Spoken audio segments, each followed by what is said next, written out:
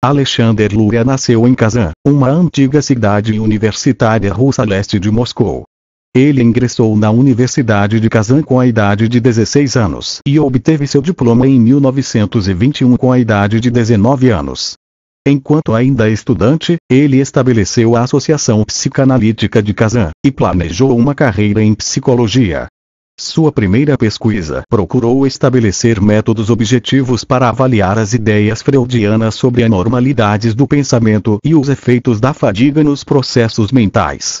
Em 1923, seu uso de medidas de tempo de reação para estudar processos de pensamento no contexto do trabalho lhe rendeu uma posição no Instituto de Psicologia de Moscou, onde desenvolveu um procedimento psicodiagnóstico que ele chamou de método motor combinado para diagnosticar sujeitos individuais.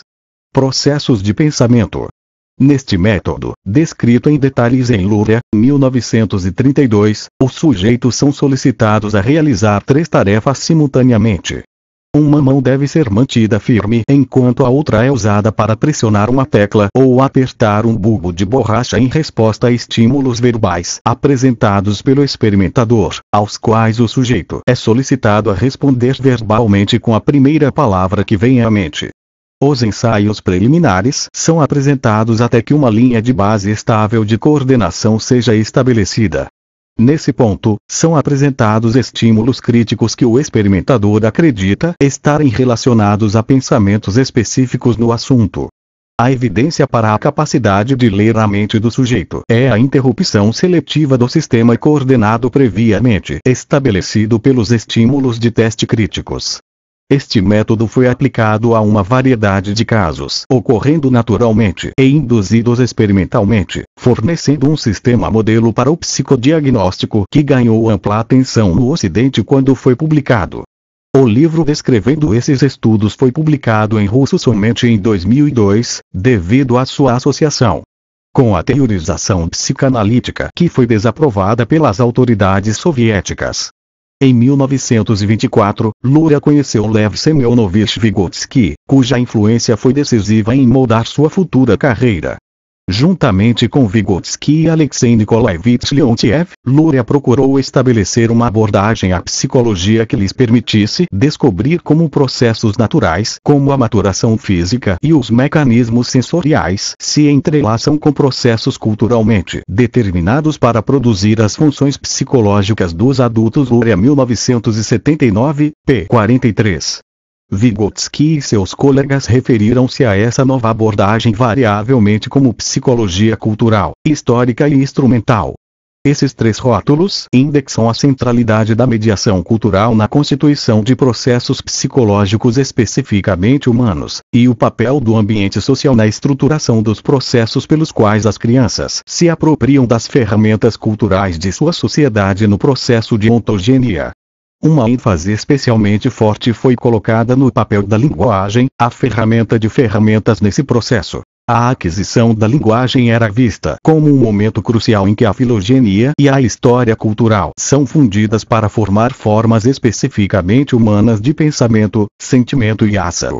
Do final da década de 1920 até sua morte, Luria procurou elaborar essa psicologia sintético-cultural histórica em diferentes áreas de conteúdo da psicologia.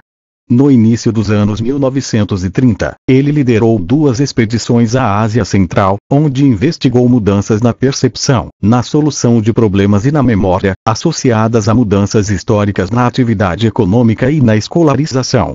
Durante este mesmo período, ele realizou estudos de gêmeos idênticos e fraternos criados em uma grande escola residencial para revelar as relações dinâmicas entre fatores filogenéticos e histórico-culturais no desenvolvimento da linguagem e do pensamento.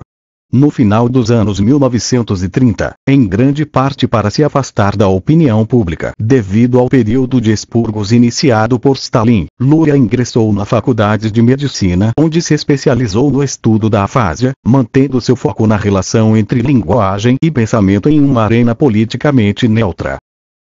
O início da Segunda Guerra Mundial tornou seu conhecimento especializado de importância crucial para o esforço de guerra soviético, e a trágica disponibilidade generalizada de pessoas com várias formas de lesão cerebral traumática forneceu-lhe materiais volumosos para desenvolver suas teorias sobre a função cerebral e métodos para a remediação de lesões cerebrais focais.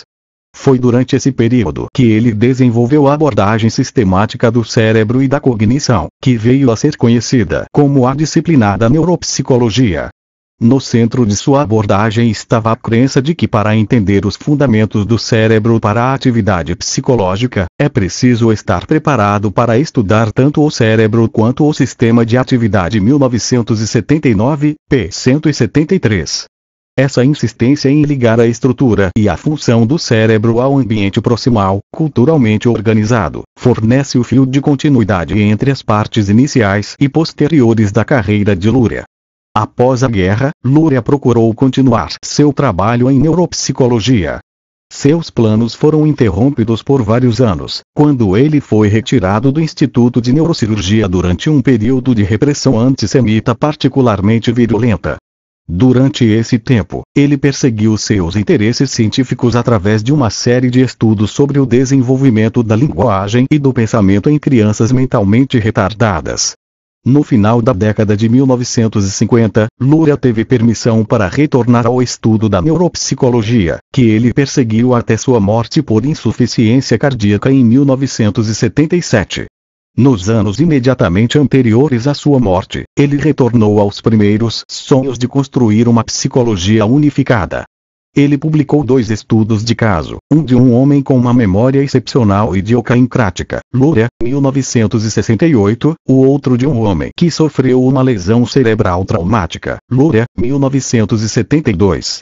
Esses 2 estudos de caso ilustram sua mistura de abordagens clássicas e experimentais com abordagem clínica e remediacional, uma síntese que serve de modelo para a ciência cognitiva do final do século XX.